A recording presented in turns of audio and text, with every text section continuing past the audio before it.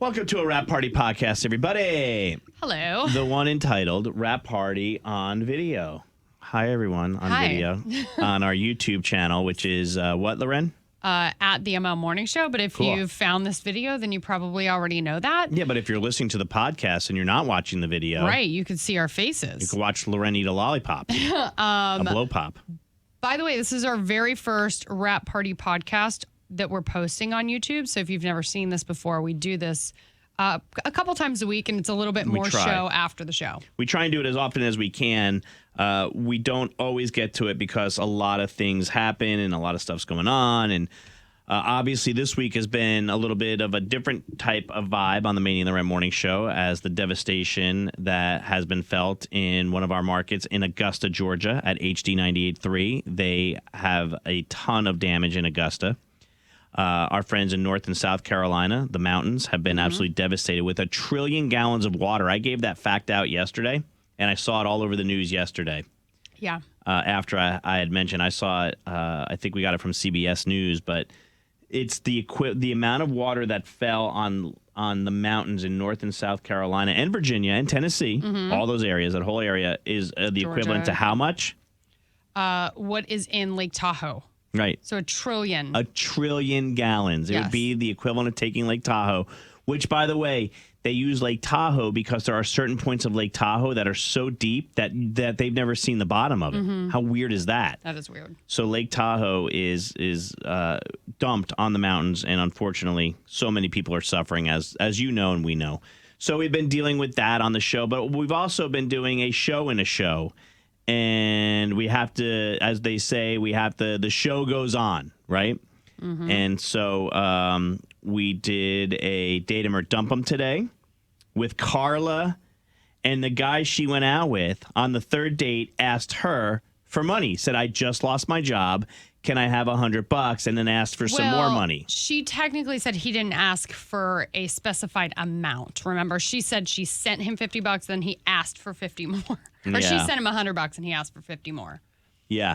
So, LauRen, you and I were kind of like, since it was so good on the first and second date, and she admitted that she kissed on the first and second date, why not just stick with him and be like, hey, dude, I'm not going to give you a ton of money, but I hope to help. I hope you get back on your feet, help him, maybe get his resume together, be a rallying cry, be somebody that can support system be a support system for him. Well, and like what I said is, I'm like, you already paid him the $150. You're not getting that back. So you might as well see where this goes, but not give him any money moving forward.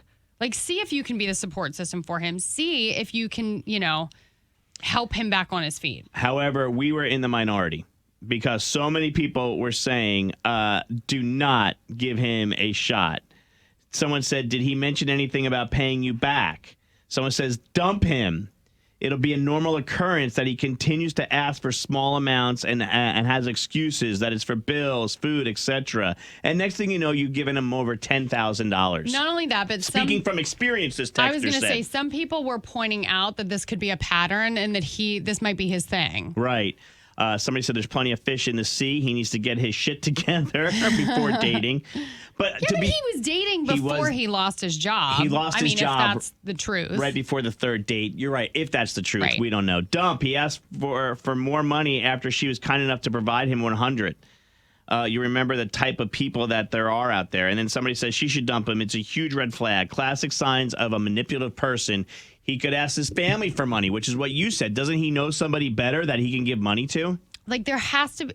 And also, if there's not somebody in your life that would trust you borrowing money, like, why am I your go-to person? Yeah. Like, go to your sister, go to your best friend, go to your parents. Like, if those people that are closest to you know not to loan you money, why the hell am I? Finally, someone said it's a huge red flag. If he felt comfortable asking you on the third date, he'll continue to ask. And he has a history of doing it in the past. He's a total mooch. Coming from experience, he's eventually going to just expect it. The other thing that was fucked up that we talked about on the show was scams. Yeah. We did a Forgive and Forget, which is a segment that you can find on the podcast. It's called Forgive and Forget. And a woman who was married Erica had to ask her husband Garrison for forgiveness after she lost $3,500 on a scam cruise. Yeah. Unfortunately, they're out there, man. You can't click on anything. And even, I believe I mentioned this, but like the scammers are getting so good now. I was on vacation and I had a like screen come up on my phone that said Bank of America was calling. And because I was on vacation and I was afraid it might be fraud or something, I picked it up.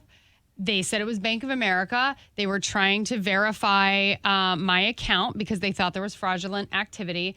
And when they asked me my address, I said, well, don't you have it there? I should be verifying what you have to make sure this is the right person. Because he said something that just kind of like triggered something in my head. I'm glad you heard that. And he said, he gave me an address, but it was an old address. And I went, nope, that's not my address. And I hung up the phone and I called Bank of America back and they were like, no, that was not us. We would never. Smart. Yeah. Because it worked on somebody. That's why they got to you. You're not the first. No. If somebody's trying to scam you, it means it's worked for them in the past. Definitely. Someone says, I got tickets to a major music festival and then resold them through a partnered reselling site.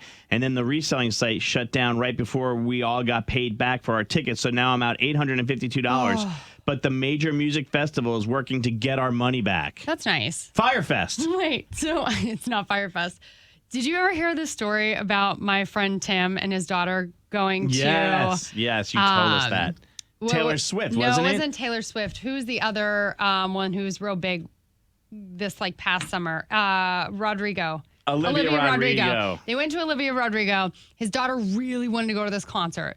So he like read all these things online of like everything not to do with a scalper. So he said, I did everything right on the street. And then he's like, I walked up to the place and as we were like scanning the tickets, I gave the guy the money and he goes, it was the one thing I didn't do right. And they always tell you to wait until you're on the other side of the turnstile to give the person the money. He goes, but I didn't want to get in trouble. So I like kind of slid it to him and the guy took off. Yeah. He just like started running and took all their money. But the nice thing was the tickets didn't work. The tickets did not work. And the people at the arena, I think, felt so bad because his little girl was like unconsolably crying that they just like let them watch the show from the side. Yeah, that's nice. I didn't say this on the air today, but I bought parking passes for my trip to MetLife Stadium to go watch the Jets play. I was going to ask you about that because you told me that they hadn't released it or something. I didn't get my tickets from the seller until 11 a.m. Sunday. We were in the parking lot at 10:45. Oh my gosh, that would have made me so nervous. But listen, I found cheaper tickets on Ticketmaster and better parking. Cheaper and better on Ticketmaster. So I sold my StubHub tickets, got a buyer. The buyer said, please release the tickets by 9 a.m. Sunday. My Ticketmaster tickets came through right away. I never got my StubHub tickets. So now StubHub's charging me like $160, but they were never released to me, so I couldn't sell them to the seller. So you screwed somebody else out. Well, I talked to somebody actually who said that the buyer canceled and went a different direction, and I will receive a refund. But that's not the email I got. The email I got was like, "Hey, fucko, you screwed somebody." Yeah, fucko is the best word. You screwed somebody. And now we're not letting you buy anything on this website anymore. And Amanda sent me a screenshot of our charge for $160 for StubHub on top of the $130 for Ticketmaster. You'll probably be able to dispute that to your bank, but I'm disputing it with StubHub today. Okay. Because I'm going to tell them, hey, I have all the emails that say when the tickets were released, when they were supposed to be released. I think they're going to make it good.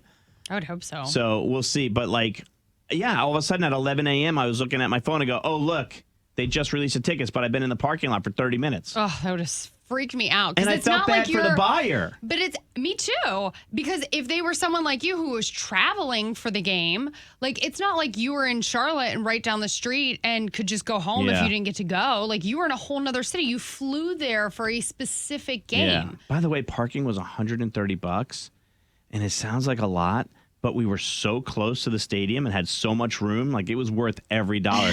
Considering they charge you $40 to park in a fucking parking deck here at Bank of America Stadium, and you can't even really tailgate. I saw, I think a 70.